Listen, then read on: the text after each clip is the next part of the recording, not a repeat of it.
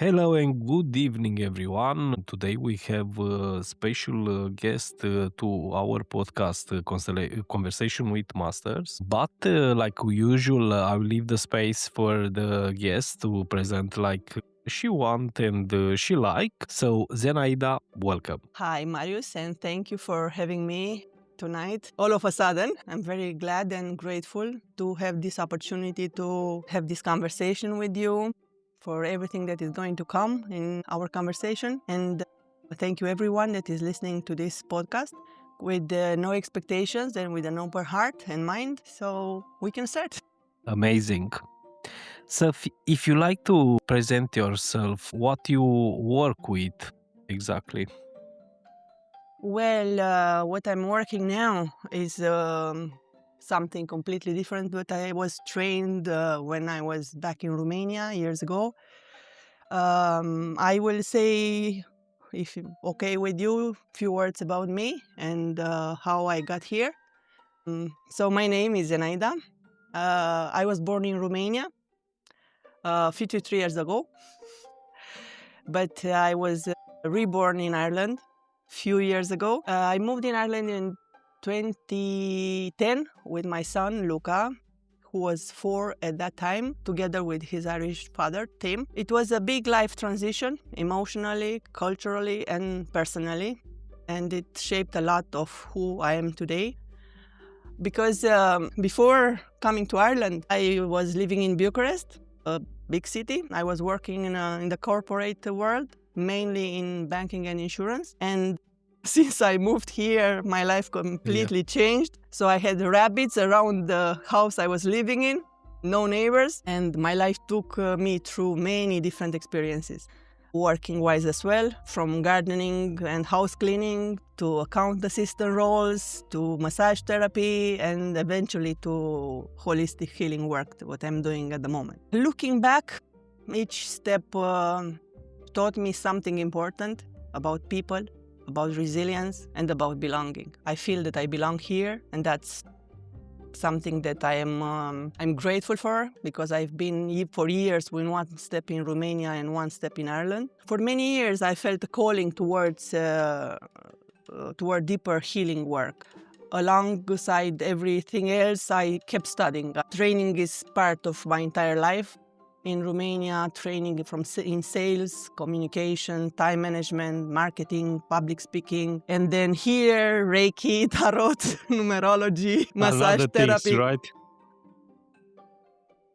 mentoring, trauma coaching, and family constellation, which is the love of my life. I'm fascinating about this work every day, after every workshop, after every individual work. I keep learning and training and experiences other types of constellations. I am currently continuing my training with the Family Constellation Ireland, doing Bert Hellinger style. I'm exploring water constellation with Patricia Yu, and also soon business and organizational constellation with you. Wow, so a big switch from corporate work world, and after switch to family constellation, rituals, ceremonies. It's a big switch. It is a big switch, but at the same time, it's still working with people. Working in life insurance and banking was about advising people, explaining how life insurance were so important at that stage in Romania, and for people, for economy, savings, thinking of the future of the children by saving money for them. So it was still working with people. I love people. I really love people, and what I'm doing is to support people in any way I can. And now I think this is the best way for me to support people. Fantastic. Now I like to ask you, how did rituals and ceremonies become part of your path with family constellations? Well, there is a song that I love and I keep playing lately, a song that I discovered in one of my ceremony with plant medicine. And the song is My Life is a Ceremony. Wow. I'll play it to you later, or I will send it to you. How did the ritual become part of my own work? Family constellation is a ritual itself. They already have a ceremonial essence. Intention, essence, presence, symbolic movement. So that's a ceremony. I did a lot of family constellations for myself in the ceremonies with plant medicine. I did a lot of work with that. My relationship with ritual deepened during time I spent in Colombia, where I met family constellation, which is part of their current life. They will always go to do a family constellation when they have any kind of issues. It's there all the time. When in Colombia, I experienced plant medicine ceremonies, and I saw how constellations are something used as integration afterwards. So it is part of people that are connected with the earth, that they are living in communities, part of the jungle people, our abuelitos, our ancestors. Abuelitos, yeah, exactly. So their healing isn't compartmentalized into psychological, spiritual, or somatic. It's understood as a relational and ancestral. It's a holiness in that.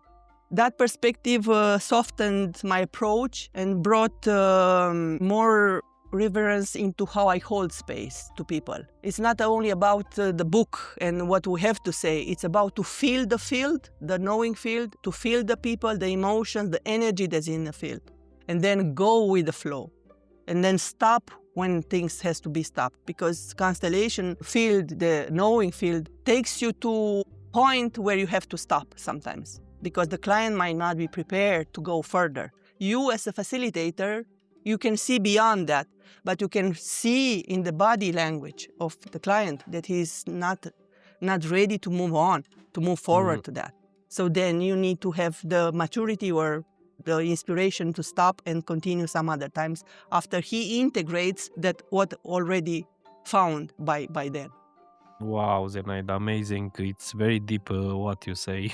Now I would like to ask you, in your experience, what happens when a family story is finally given a place and a form? Well, one of the main things in family constellation is belonging. So we all have this need of belonging in our family, in our work group, in our group of friends.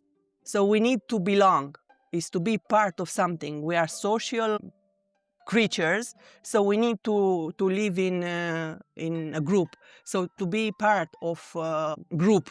So can you ask me again the question? Because I think I went away. Yeah. What happens when a family story is finally given a place and a form? So the love starting to flow again. So when things are where people that were excluded in the system are brought back, they are honored for whoever they did or whoever happened then the system is back again as it should have been from the beginning. So we often in our society exclude the members of the family because they were drinking, or maybe because they didn't work what they wanted to work, or because they had a woman had a child with no partner. That was years ago, but still is in some societies. So those people are excluded, and they are not part of the family, people that died very young or accidentally. Family doesn't want to speak about them because it's painful or other reason. And in this way, they don't belong to the family anymore. So by bringing them into a ritual, into a ceremony of family constellation, acknowledging what they did in their life, acknowledging that was the journey of their soul, and that's who they were. We are so good to judge other people. It's so easy to judge. Luckily, now karma is giving us straight away a similar story, so to learn how is to judge, to be judgmental. That always happened, but I think now it's way faster than before. The question. Yeah, very well, I guess. So how do you know when a system needs a constellation and it's, a time for that? How do you understand that? So I think a system always needs a constellation. And I have just take an example. a workshop. There are people coming to the workshops with intentions to have more money, to have a boyfriend, a partner, to have a child, to sort the problems selling a house, to see why they are blocked and they cannot speak in public, or why they cannot advertise their business. There are so many subjects that I came across. So when the person is sitting on the chair next to me, they can start, I want to work on that, or that, or that, or that. And then I just ask them to stop and just close their eyes, put their right hand over their heart and ask, what's your heart longing for right now? And interestingly, it will be something else. And then we take it from there and explore. So they coming maybe with some idea, but there it's change. Many times. Because the mind wants something, but the heart wants something else. Many times we are so disconnected from the heart from the heart and living in the mind that is sometimes is sad and not funny at all. Yep. So I used to be in congruence, heart and mind. The heart to go your thoughts through your heart and see if they are the same afterwards, being filtered by the heart. And the body, what role does the body play maybe in remembering transgenerational experience? Well, there is a book, The Body Keeps the Score. There are many books about that. The body knows everything. So I am half of mom and half of dad. My mother is half of my grandmother and half of my granddad. Same with my dad. So, and so on. So I am all my ancestors. My body knows has all the memories or whatever happened to my grandmother, to my granddad, to my grandmother, and so on. So sometimes we don't know why we have a pain in the body, a shake in the body, a certain look in our face, and sometimes we don't recognize ourselves. Sometimes we don't know why we react in a particular way towards somebody that are saying something. And say, that's not mine. I'm carrying that. It's not me. Yes, it's not me, but it's me in the same time as a result of all my ancestors. So the body knows everything. Sometimes I notice, and I'm talking about my experience, that I will go with my mind in processes and another ceremony and so on, and my body is back because it didn't have time to process. My brain didn't have time to process for new how do you say that? New connection in the body. That doesn't come to me. This word doesn't matter. Everybody knows. So Dispenza talks a lot about that. Google about it, right? Yeah. Neurological connection. I think that's the... Yeah, neuro connections maybe. And you can see, or I can see after a constellation. I had a constellation in September in my new training.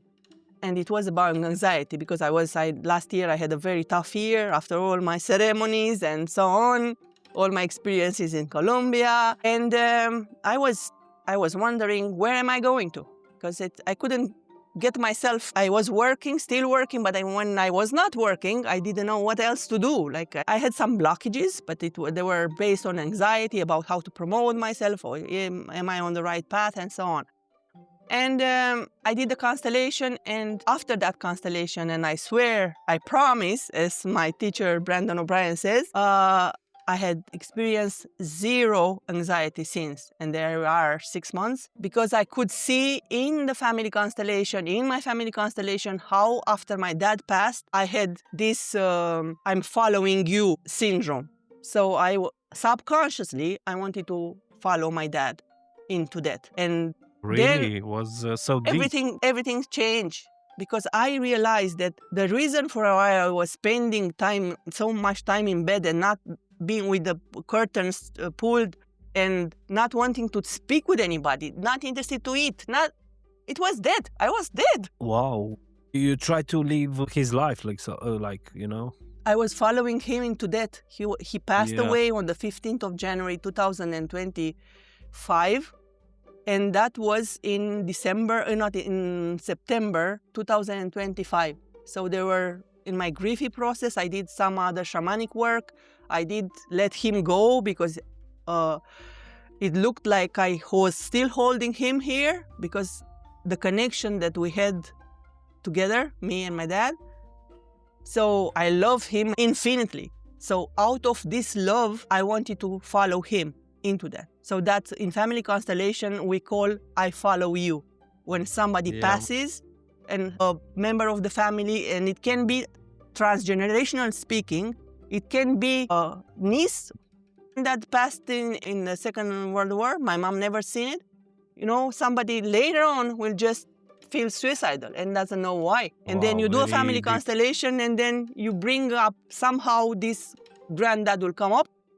And after honoring him, bringing him back into the family, granddad, you belong, you are part of our family. I see you.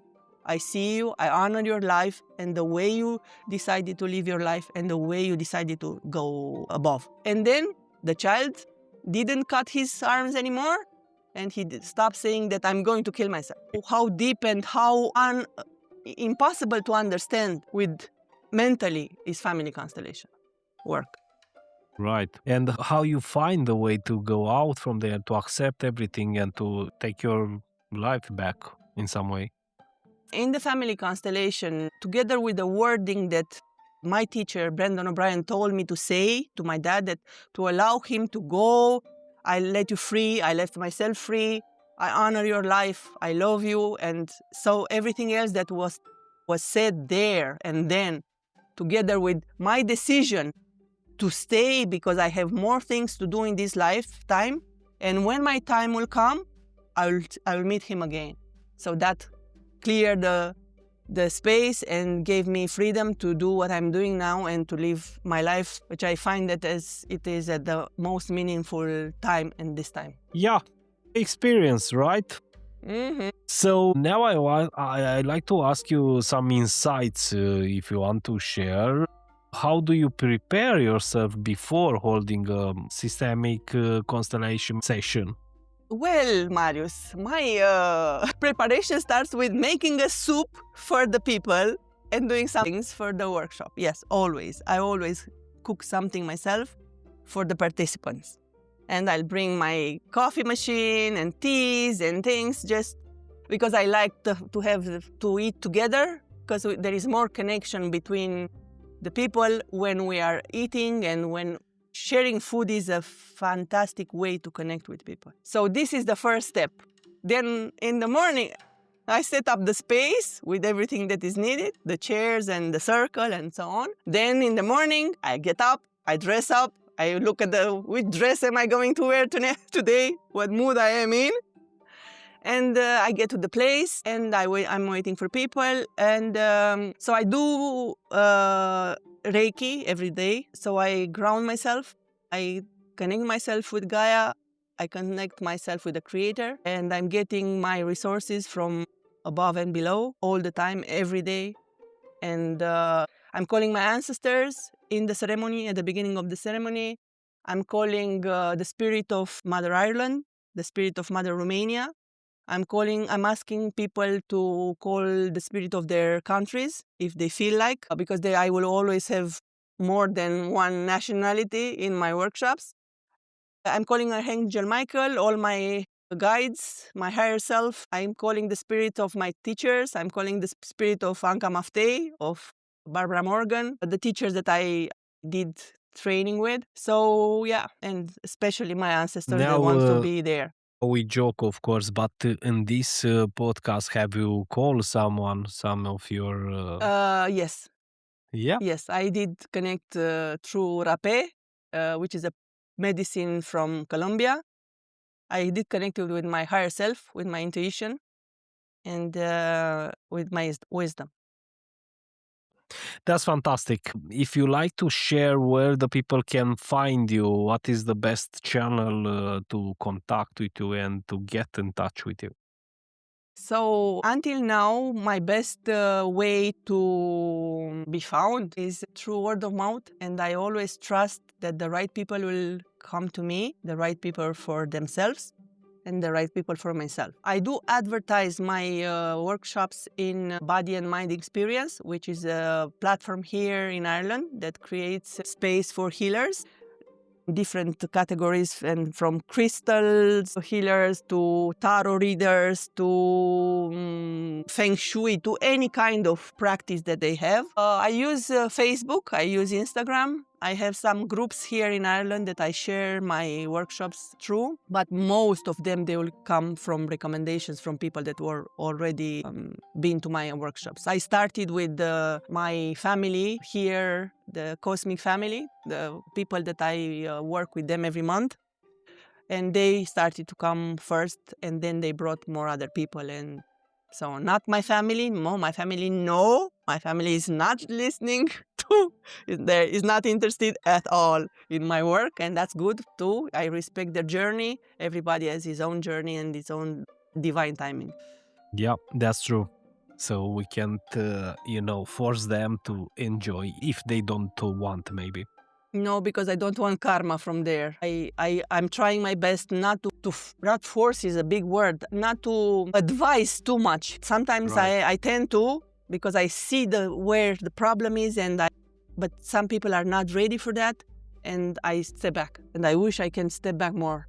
Yeah, because maybe the instinct is to be the helper, the role. I wrote a book about the roles. We have many roles. Every day we have different roles, So many hats. Yeah, so many hats, and it's happening with our families too. And sometimes we change maybe the roles with them, if you want to say like that.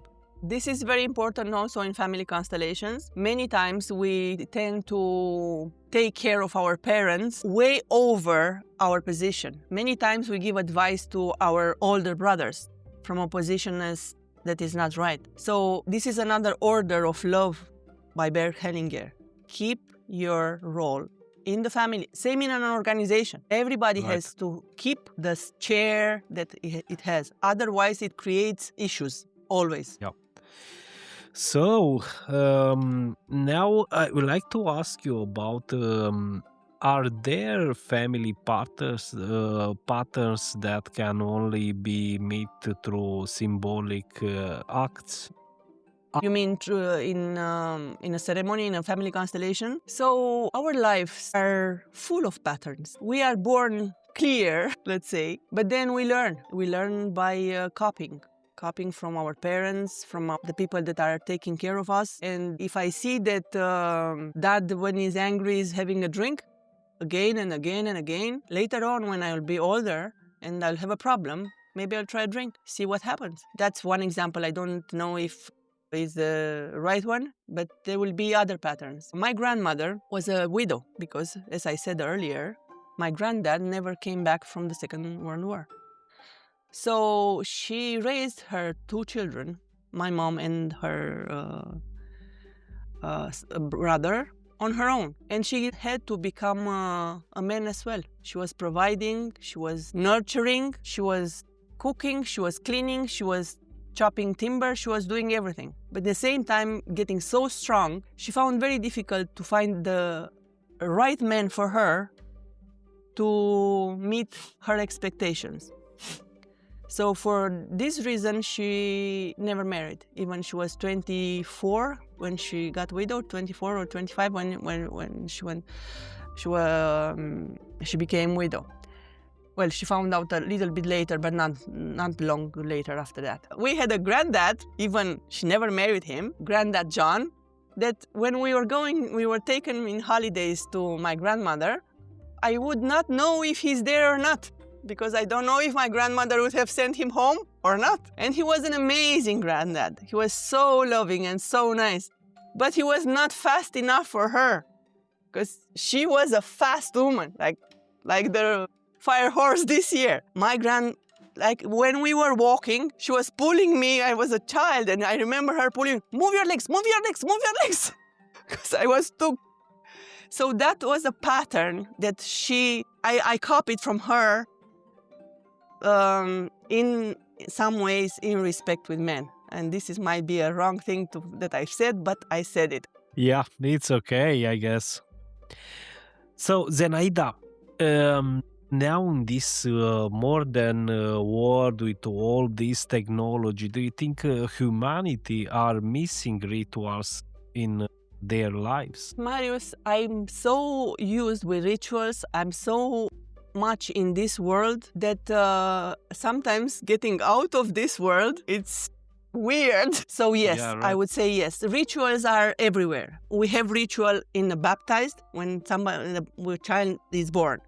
We have ritual in a wedding. We have ritual in the funerals. I'm not sure if people are aware, but if somebody is not buried properly, there is a problem. So if somebody doesn't have a wedding with a ritual in a wedding, there is something missing there. So the rituals are very important. There were rituals before in in Romanian culture, maybe going, the teenagers going to the army. It was a kind of a ritual for them to become men. I think it was important. In some ways, it was hurting for the family, it was a tough time, but it was a ritual. So missing this ritual about a man becoming a boy becoming a man, it's very important for his development as a man. As well with there were rituals, if as good as there are not, maybe with women. The first day, the night of the wedding, they will go to bed, and if they will come back with the sheet bed clean, that was not right for the young bride. So there are rituals everywhere, and people need to connect more through rituals because they are so powerful and so healing. The brain associates ritual in a way that it cannot be explained, but it is. Ritual is really, really important. Now, of course, I would like to go more in your secrets to understand more about that. How do you keep your work grounded and not too mystical, maybe? Well, Mario, sometimes can look mystical to some people. So that's very, very interpretable. Is it that a word? Of the audience. I had workshops where by lighting a candle was something strange. Not talking about using the drum or using the incense or using the prayers or Tibetan bowl. So when I see the energy gets very heavy, I use the drum to dissipate the energy. Or when things are coming together, I use the drum again to integrate the process. So it's the way you drum and the way you use the tools. So Yeah, I adapt. right. I adapt to the person. I am always telling at the beginning of every session, either is one-to-one or in a group, please do not have expectations and be open. You might not expect what's going to happen here. It might be something new, but just have an open mind, an open heart. And many times I had people dancing at the end of the workshop on the music that I'm playing and just free. It's a fantastic change on people from the moment they open the door to the place where I held the workshop and when they leave.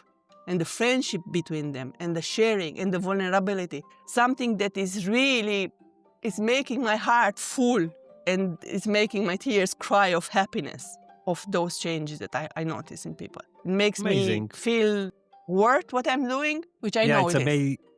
It's amazing what you say. I experienced to sometime this in some workshops. I'm not so much in that. In my world, everything is more rational, So, but in the times I understand the 1+1 is not all the time two.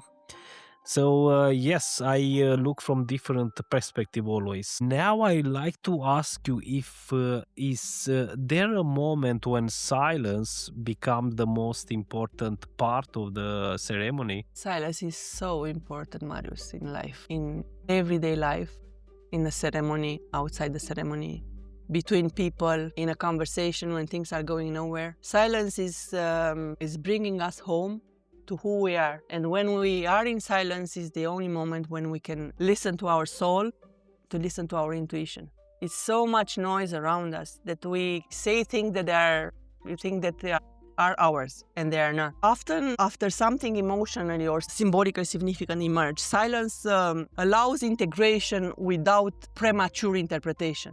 because I see something and that's me. But then when you close your eyes and get into yourself, you might find a completely different answer. And that's the right answer. So silence, it is golden. If you have a message for the listeners, what will be? Okay, now I understand. I was thinking I was there with my in my group. I was in another movie and I was thinking that you're talking the people in my workshops. If I will have a message for I have many messages for them. You are the first guest who have many messages. Really? Yeah. Well, I am a messenger. All right. So I am a channel. I always say that messages are coming through me, and especially in my workshops, I always stop and silent and listen to the messages that they are coming through me. My workshops now, the one in Dublin and the one here, are called The Stories Behind Your Story. We all have a story that we are telling people, but most of us, we don't know the stories behind the story. It's not just your story, it's the story behind your story that wants to be seen. So that is one of the messages that I want to say. Another one is about belonging that we started with. And is when we find our place in the family story, life starts to flow differently. And it's something this is so important because so many people are apart in their families, not talking brothers to brothers or to parents because something happened or something said to me or whatever. So this is a message for those people that they are apart in their families. About healing, many people think that healing is, I'm going to heal myself now. Healing is a process, and healing is an all-life process. And it's not about fixing yourself. It's about remembering who you are beneath the patterns. And that's what I'm doing in my work, is to guide the people to find who they are, why are they here, why they are experiencing different things. And most of what we carry isn't ours alone. I mean, not all that I'm carrying, it's only myself. But healing can be myself. Wow, very deep, Zenaida. I must tell you that. And very and one more that came one no more now is that you don't have to talking about family and being having such a huge story behind us, so many ancestors, is that we don't have to carry everything we inherited. We don't have to carry that, only the life that we got from them. That's what we have to carry, our lives only. Zenaida, I would like to thank you for everything what you bring today to the podcast. I had so many other things to say. I know. Thank you so much. We'll find a way and the space maybe to speak more about certain topics. Well, Marius, thank you so much for giving me this opportunity. And thank you and thank the universe and the creator for bringing you into my path and texting you this morning and being here today. I want to thank all the listeners, all the people that will get the chance to listen to this podcast, to give themselves a chance to have at least one family constellation, one-to-one or in a group. They will not be the same after that, I promise. Like always I say, the door, it's open. Thank you for listening. My name is Marius and have a good night. Bye-bye.